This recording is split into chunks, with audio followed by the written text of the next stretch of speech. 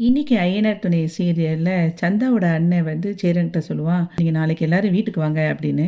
அப்ப சோழன் சொல்லுவான், "அது எதுக்கு? இங்கேயே மண்டபத்தில வச்சு அவங்களுக்கு கல்யாணத்த முடிச்சிடலாம்" அப்படின்னு சொல்லும்போது, "அப்படிலாம் உடனேலாம் பண்ண முடியாது. இங்க நெறைய ஃபார்மாலிட்டீஸ் இருக்கு. நாளைக்கு வாங்க. கண்டிப்பா நம்ம வந்து நாளைக்கு எல்லாம் பேசலாம்" அப்படின்னு அவன் சொல்லுவான். பாண்டி சொல்லுவான், "அது எப்படி? நாங்க போன பிறகு நீங்க திரும்ப யாருக்காவது கல்யாணம் முடிச்சு வைக்கிறதுக்கா?" அப்படின்னு. அவங்க அண்ணன் சொல்லுவான், "அதெல்லாம் இனிமே எப்படி பண்ண முடியும்? சந்தா இப்ப இருக்கிற நிலைமை வேற, அப்ப இருந்த நிலைமை வேற. அதனால நீங்க நாளைக்கு வாங்க.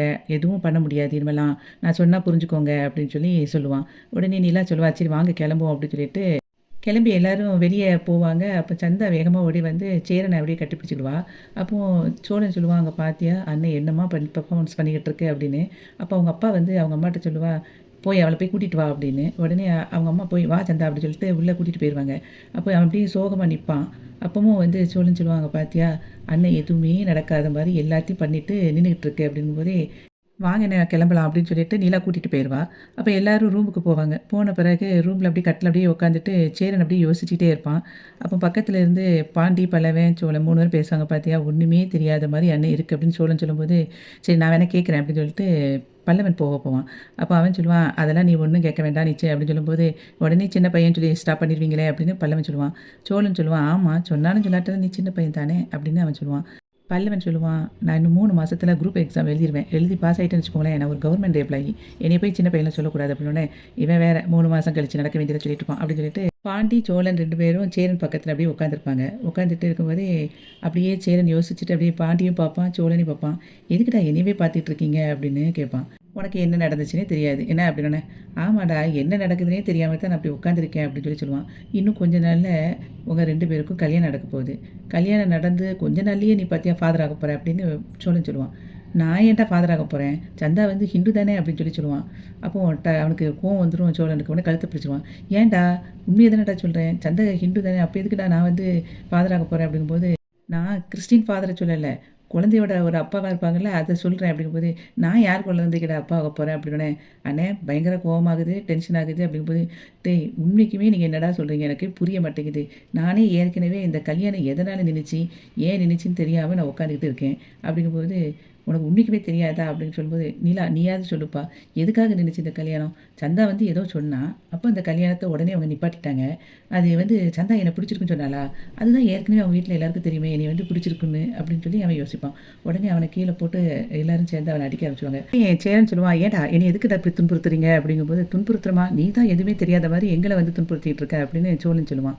உடனே அதுக்கு அவன் சொல்லுவான், "என்னடா சொல்றீங்க? எனக்கு உண்மைக்குமே புரியல" அப்படிங்கும்போது சோழன் சொல்லுவான், "ஒருவேளை அண்ணனுக்கு உண்மைக்குமே புரியலையோ? இவ்வளோ நேரம் பேசியும் நம்ம அடிச்சுமே அண்ணனுக்கு வந்து தெரியலன்னு தானே சொல்றாங்க" அப்படிங்கும்போது, நீலா யோசிச்சுட்டே அப்படியே சொல்லுவா, நான் வந்து உங்க 2 பேர்ட்டயும் சொன்னேன். ஆனா அண்ணனுக்கு நான் சொல்லவே இல்ல. ஒருவேளை அப்ப அண்ணன் புரியாம தான் எல்லார்ட்டயும் அப்படி பேசிக்கிட்டு இருந்தாரா?" அப்படின்னு சொல்லி அவ நினைப்பா. அப்போ சோழன் சொல்லுவான், "ஒருவேளை அண்ணனுக்கு அப்ப புரியலன்னு நினைக்கேன்" அப்படின்னு சொல்லிட்டு இருக்கும்போதே, "எப்பா உண்மைக்குமே எனக்கு நீங்க என்ன பேசுறீங்கன்னே தெரியல. என்னதான் நடந்துச்சு? சந்தா அப்படி என்னதான் சொன்னுச்சு?" அப்படிங்கும்போது பல்லவன் உடனே சொல்லுவான், "அண்ணன் வேற ஒண்ணும் இல்ல. அண்ணி வந்து சொன்னாங்க, வந்து பிரெக்னன்ட்டா இருக்கேன். உன்னால அவங்க வந்து இப்ப பிரெக்னன்ட் அப்படிங்கிற மாரி சொன்னாங்க. அதான் கல்யாணம் நின்னுச்சு" அப்படின்னு சொன்ன உடனே, "அப்படியா?" அப்படின்னு ஒரு செகண்ட் கேட்டு, "என்னது? என்னால அவ பிரெக்னன்ட்டா? அப்படியா சொன்னுச்சு? டேய் நல்லா கேட்டீங்களாடா? நீங்க சொன்னத தப்பா புரிஞ்சுக்க போறீங்க" அப்படிங்கும்போது பாண்டி சொல்லுவான், "ஏன்னா அவங்க வீட்ல எப்படி தப்பா நினைச்சிருப்பாங்க? அப்படி தப்பா நினைச்சா எப்படி கல்யாணத்த நிப்பாட்டியிருப்பாங்க? உனக்கு புரியலையா?" அப்படின்னு சொல்லி கேட்பான். அப்போ அப்படியே யோசிச்சுக்கிட்டே இருப்பான் சேரன். உடனே, "ஒரு நிமிஷம் இருங்கடா" அப்படின்னு சொல்லிட்டு அவன் வெளிய போயிருவான். அப்போ நிலா சொல்லுவாங்க பாருங்க, "அண்ணன தேவையில்லாம ஏதாவது இப்படி ஓட்டிக்கிட்டே இருக்காதீங்க. அவங்களே ஒரு மாரி குழப்பத்தில இருக்காங்க" அப்படின்னு சொல்லிட்டு இருக்கும்போதே, அவன் போய் நேரா அப்படியே சந்தாவுக்கு கால் பண்ணி பார்ப்பான். அப்போ சந்தாவுக்கு ஃபோன் போகாது. அதுக்கப்புறம் அப்படியே ரூம்ல எல்லாரும் படுத்து தூங்கிட்டு இருப்பாங்க. அவனும் படுத்துக்கிட்டு அப்படியே யோசிச்சுட்டே இருப்பான். அவன் தூங்கியிருக்கவே மாட்டான். அப்ப காலையில எந்திரிச்ச உடனே எல்லாரும் கிளம்பிக்கிட்டு இருக்கிற நேரத்தில இவன் ஃபர்ஸ்ட்டே கிளம்பியிருப்பான்.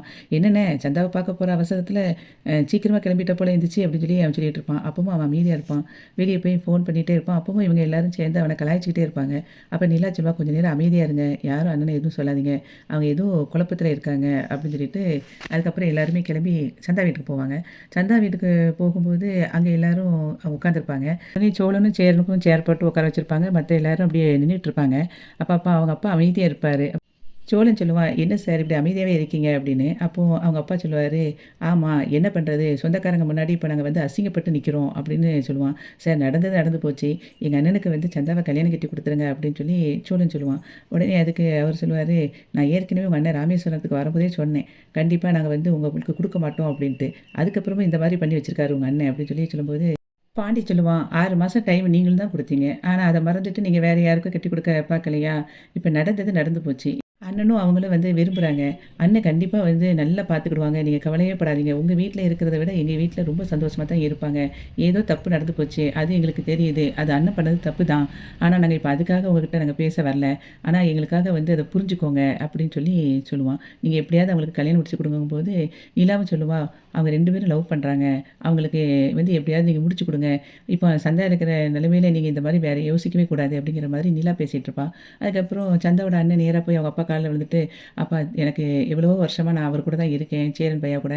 நான் பார்த்த வரைக்கும் சேரன் பையா ரொம்ப தங்கமானவங்க. அவங்க குடும்பமும் நல்ல குடும்பம் தான். நீங்க பயப்படவே வேண்டாம்ப்பா. கட்டி குடுங்கப்பா." அப்படின்னு சொல்லிட்டு அவனும் கேட்டுட்டே இருப்பான். அப்ப அவரு யோசிக்க ஆரம்பிச்சுருவாரு. சந்தாவோட அப்பா அவங்க அம்மாவ உள்ள கூப்பிடுவாரு. அப்ப 2 பேரும் சேர்ந்து கலந்து பேசிட்டு, அப்புறம் வந்து சொல்லுவாரு, "நான் இந்த கல்யாணத்துக்கு சம்மதிக்கிறேன்னோனே எல்லாரும் ஹாப்பி ஆயிருவாங்க."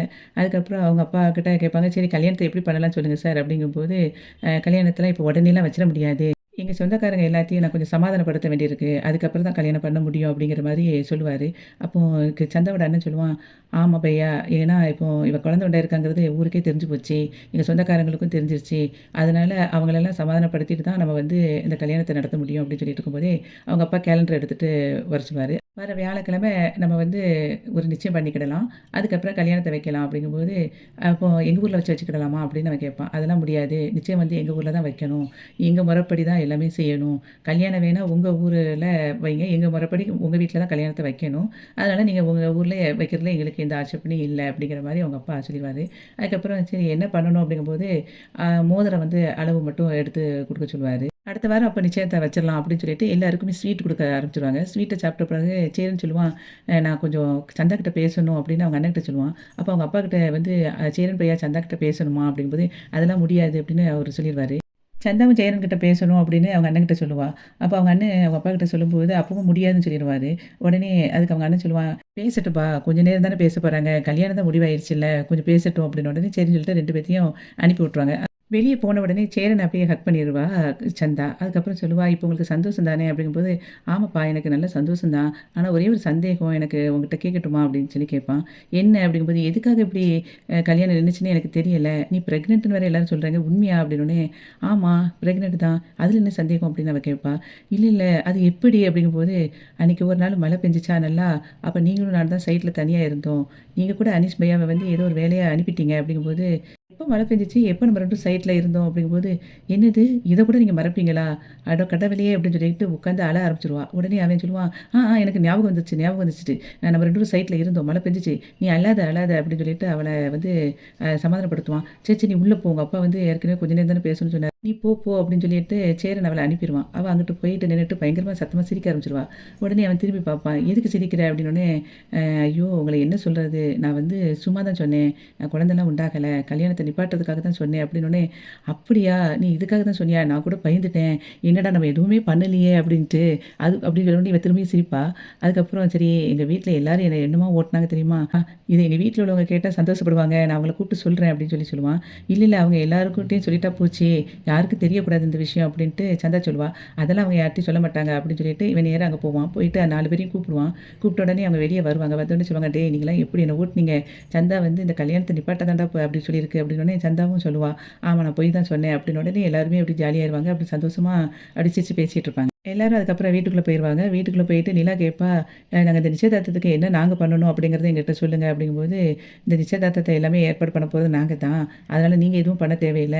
அதாவது பொண்ணுக்கு வந்து ஒரு மோதிரம் போடணும். பையனுக்கு நாங்க மோதிரம் போடுவோம்." அப்படின்ட்டு அதுக்கப்புறம் நீங்க புடவ மட்டும் பொண்ணுக்கு எடுத்துட்டு வரணும் அப்படிங்கிற மாரி அவர் சொல்லுவாரு. அதுக்கப்புறம் 2 பேரும் மாறி மாறி அளவ வந்து குடுத்துக்குடுவாங்க. மோதிரத்துக்குள்ள அளவ. அதுக்கப்புறம் கிளம்பும்போது பாண்டி சொல்லுவான், "நாங்க அங்கிட்டு போன உடனே சந்தாவுக்கு வேற ஏதாவது கல்யாணத்த ஏற்பாடு பண்ணிறாதீங்க." அப்படின்னு சொல்லுவான். அப்ப அவரு சொல்லுவாரு, "என்னப்பா சொல்ற நீ?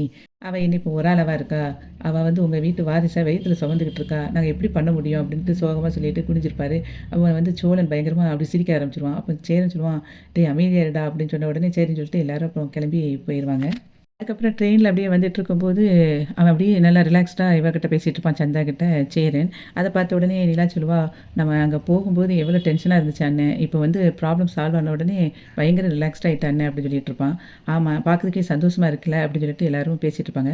அதுக்கப்புறம் நேரா ஊருக்கு வந்துருவாங்க. ஊருக்கு வரும்போது, அவங்க வீட்டு முன்னாடி அவங்க அத்தையும், பெரியப்பாவும் பேசிட்டு இருப்பாரு. அப்போ, "என்ன வீடு பூட்டி இருக்கு, இவங்கலாம் ஆள காணோம். வீடு ஃபுல்லா குப்பையா அங்கங்க கிடக்குது. அதெல்லாம் கிளீன் பண்ணணும்" அப்படின்னு சொல்லிட்டு இருக்கும்போது, இவங்க கார்ல வந்து இறங்குவாங்க. அப்ப இறங்குனத பார்த்த உடனே, "என்ன நீங்கலாம் இங்கிட்டு நடந்து போய்க்கிட்டு இருக்கீங்க?" அப்படின்னு சோழன் கேட்பான். "ஏன் இந்த வீட்ட தவிர முன்னாடி இருக்கிற இடம் எல்லா இடமும் எங்க இடம் தான். நாங்க அந்த இடத்துல தான் நிக்கிறோம்" அப்படின்னு அவங்க பெரியப்பா சொல்லுவாரு.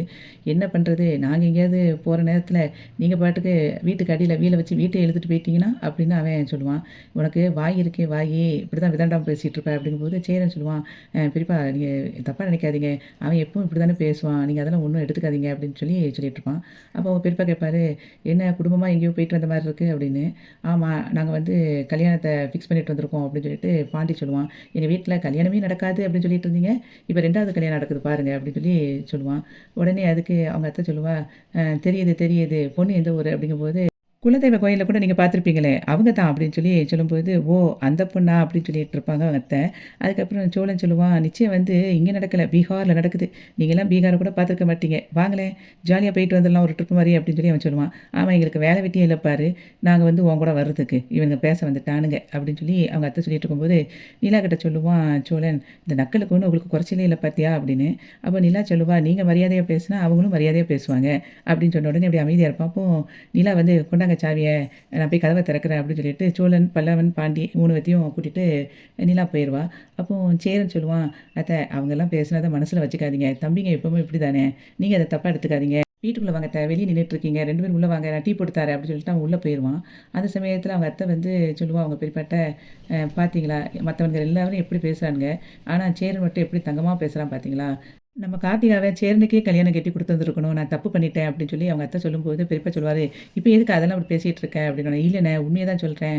சேரனுக்கு வந்து என்ன குறைச்சலு? அவன் அவ்வளோ தங்கமான பையனா இருக்கிறான்.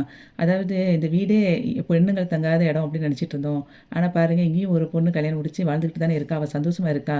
இப்போ கார்த்திகாவும் அவனுக்கு பிடிச்ச வாழ்க்கைய தேர்ந்தெடுத்திருந்தா, இப்பவும் சந்தோஷமா இருந்திருப்பா. பக்கத்துலயும் நம்ம இருந்திருப்போம். அவளுக்கு ஏதாவது ஒண்ணுனா கூட நம்ம பக்கத்துல இருந்து கேட்டுருப்போம். எல்லாத்தையும் நான் விட்டுட்டு எங்கேயோ கல்யாணத்த கட்டி குடுத்துட்டு, இப்போ வீட்டுக்கு வந்து இருக்கிறா. அவ லைஃப்பும் சந்தோஷமா இல்லாம போயிருச்சே" அப்படின்னு சொல்லிட்டு ரொம்ப வருத்தப்பட்டு பேசுவா. "சரி, சரி விடு. இப்ப அத யோசிச்சு என்ன பண்ண?" அப்படின்னு சொல்லிட்டு அவங்க பெரியப்பா கூட்டிட்டு போயிருவாரு. பீகாருக்கு போகும்போது என்னை கூட்டிட்டு போகல. நிச்சயத்துக்காவது என்னை கூட்டிட்டு போவீங்களா? ஏன்னா, அங்க போனேன்னா நான் உங்களுக்கு முன்னுக்கூட்டி கூட போயிருவேன். ஏன்னா, எனக்கு அங்க அப்படியே அத்துப்படி. நான் ஹிந்தியில பேசினேன்னு வச்சுக்கோங்களேன், அந்த மாதிரி பேசுவேன் அப்படின்னு அவர் சொல்லுவாரு. இவர் ஒரு ஹிந்திய தெரிஞ்சுக்கிட்டு என்ன பீத்து பீத்திக்கிட்டு இருக்காரு அப்படின்னு சொல்லிட்டு இருக்கும்போது, "ஏன்டா அந்த ஊருக்கு என்ன தேவையோ அதுக்கு ஏத்தாப்புல இருக்கணும்டா. உங்களுக்கெல்லாம் அது என்ன புரிய போகுது" அப்படின்னு அவர் சொல்லிட்டு அவர் பாட்டுக்கு கிளம்பிருவாரு. அப்போ நிலா கிட்ட கேட்பான் சோழன், "நம்ம என்னதான் அப்ப ஃபர்ஸ்ட்டு வாங்கணும்?" அப்படின்னு சொல்லி கேட்பான். நிலா சொல்லுவா, "ஃபர்ஸ்ட்டு அவங்களுக்கு அவங்க முறைப்படி தான் நிச்சயம் நடக்க போகுது. ஸோ நம்ம வந்து சாரி வந்து அவங்களுக்கு ஏத்தாப்புல ட்ரெஸ் எடுக்கணும். அண்ணனுக்கும் அதுக்கு ஏத்தாப்புல ட்ரெஸ் எடுக்கணும்." அப்படிங்கிற மாதிரி பேசுவா. அதுக்கப்புறம் மோதிரம் வேற எடுக்கணும். இதுதான் வேலை நமக்கு அப்படின்னு சொல்லி அவ சொல்லிட்டு இருப்பா. பல்லவன் வந்து அப்படியே படுத்திருப்பான். அப்போ பாண்டி சொல்லுவான், "டேய் எந்திரிச்சு கிளம்புடா" அப்படிங்கும்போது, "நீங்கலாம் வெளிய போக போறீங்க. நான் வீட்ல தானே இருக்க போறேன். பையவே கிளம்பிக்கிறேன்" அப்படின்னு சொல்லுவான். "இல்லடா உனக்கு ஒரு சர்ப்ரைஸ் வச்சிருக்கேன்" உடனே, "சர்ப்ரைஸா?" அப்படின்னு சொல்லிட்டு போய் குளிக்க போயிருவான். அப்போ எல்லாரும் கேட்பாங்க, "என்ன சர்ப்ரைஸ்னோனே?" "இல்ல அவனுக்காக ஒரு வண்டி வச்சிருக்கேன். ஸ்கூட்டி தான்" அப்படிங்கிற மாரி அவன் சொல்லுவான். "ஓ! அப்படியா?" அப்படின்னு சொல்லிட்டு இருக்கும்போது அவன் கிளம்பி வந்துருவான். "என்னதுண்ணே?" அப்படிங்கும்போது, "வாடா உனக்கு கடைக்கு வா முதல்ல கூட்டிட்டு போறேன்" அப்படின்னு சொல்லிட்டு அவன் கூட்டிட்டு போயிருவான். "வாடா உனக்கு அங்க போய் காட்டுறேன் கடையில" அப்படின்னு சொல்லிட்டு கூட்டிட்டு போயிருவான். அப்போ எல்லாருமே வெளிய கிளம்பிருவாங்க. அப்போ சோழன வந்து நிலா கூப்பிட்டுட்டு சொல்லுவா, "அங்க பாருங்க, நமக்கு இன்னொரு வேலையும் இருக்குது. சந்தா கல்யாணம் கட்டி இங்க வரும்போது அவங்களுக்கு ரூம் நல்லா இருக்கணும்ல. இது வந்து நல்லாவே இல்ல. நம்ம ரெடி பண்ணணும் ரூம" அப்படின்னு அவன் சொல்லுவான்.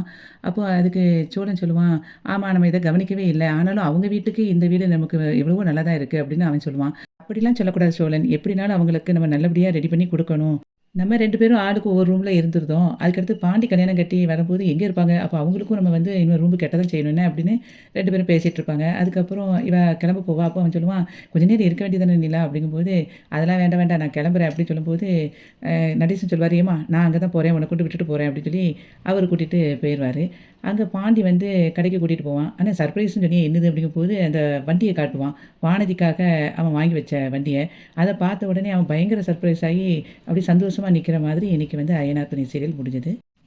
வீடியோவுக்கு ஒரு லைக் குடுத்து சேனல சப்ஸ்கிரைப் பண்ணுங்க. நன்றி.